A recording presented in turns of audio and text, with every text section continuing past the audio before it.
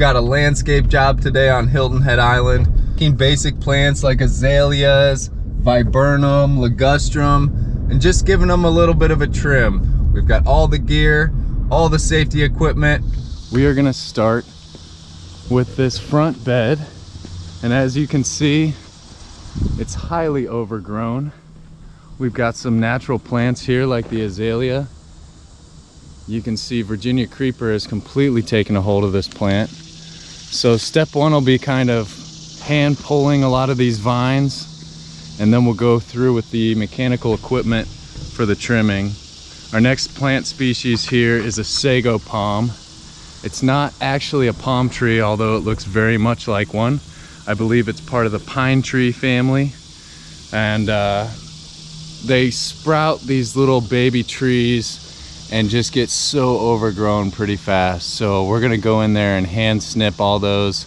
We're gonna try to basically select 2 or 3 main trees and just work off that. In the front here, we've got Jack Frost ligustrum. Again, way overgrown. We wanna take these plants basically off of each other a little bit, sort of isolate each plant.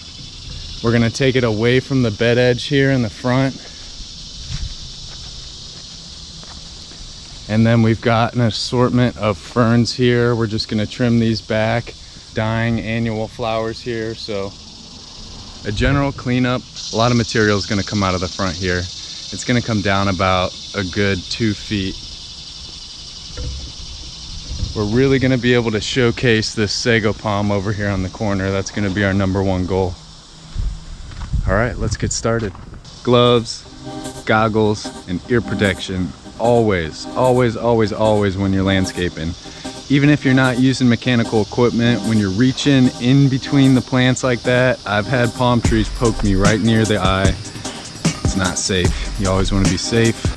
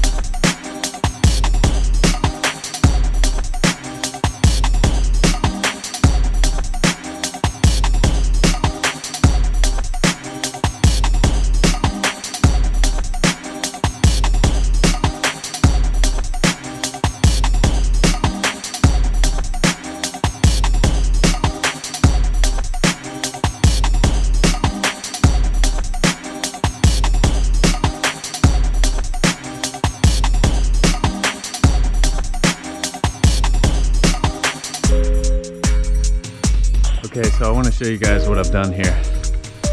So this is our fashion azalea. This is our regular azalea. We've re-established individual plants here. You can see we've cut all this girthy material. We've isolated our main plant systems. So we've got our fashion azalea, our regular azalea here, another azalea, and again, I've trimmed it away from the surrounding plant material. So I've essentially created a path here now. We've got a trending height on top, although I might take it down a little bit further. You're gonna see a lot of brown sticky material. The idea is to take this stuff down as far as we can without risking the health of the plant. And then because it's, you know, July, South Carolina, low country, this stuff is gonna start growing fast.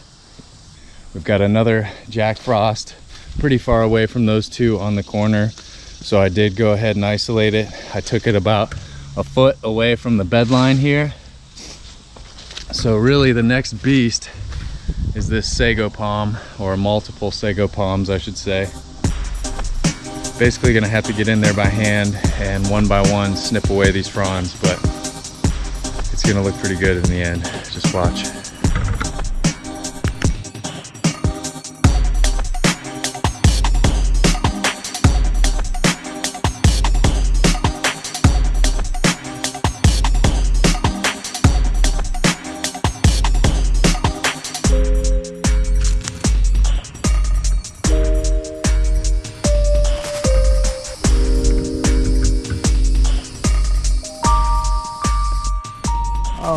right, we are finally done.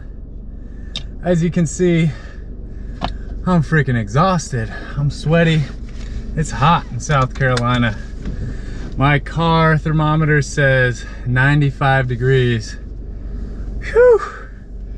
So, to explain that job a little bit further, I charged the customer for 3 solid hours of landscaping from 9:30 in the morning to 12:30 in the afternoon.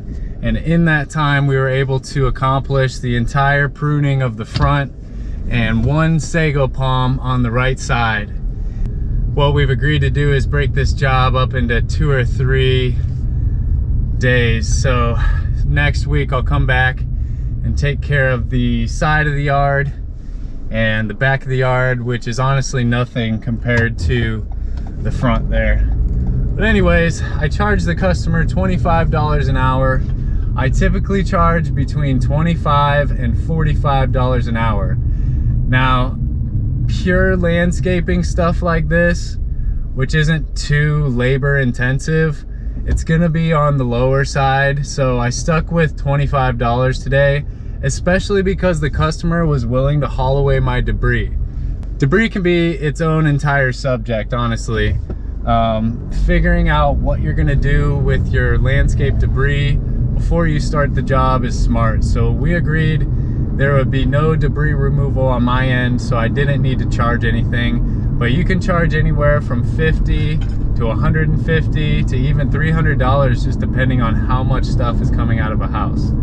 Sometimes you might consider ordering a landscape dumpster delivered on site, especially if you're using bobcats and bigger equipment, ripping out big shrubs, trees, and stuff like that. So what we did today was pretty small scale. So we charged $75 for those 3 hours, and then I charged him a separate $40 for the roof. I don't lump the roof into the landscape time, so I cut off my landscaping time right at 12:30, and then the time I spent on the roof was covered by that additional $40. Now, $40 again is on the low side. This wasn't the most difficult roof, although it was a little bit steep, but it was newer, so it was nice and grippy. It was a nice hot day to get up there and do it, and it really didn't take long at all. So in total, we made $115 in about 3.5 hours worth of work. So if you guys are wondering, does this kid DoorDash full time? Yes and no. Full-time hours to me are 35 to 45, and I definitely put those DoorDash hours in during the week. But any chance I get, I try to fill up my time with these extra jobs. I would honestly prefer my week to be about 30% landscaping, 70% DoorDash.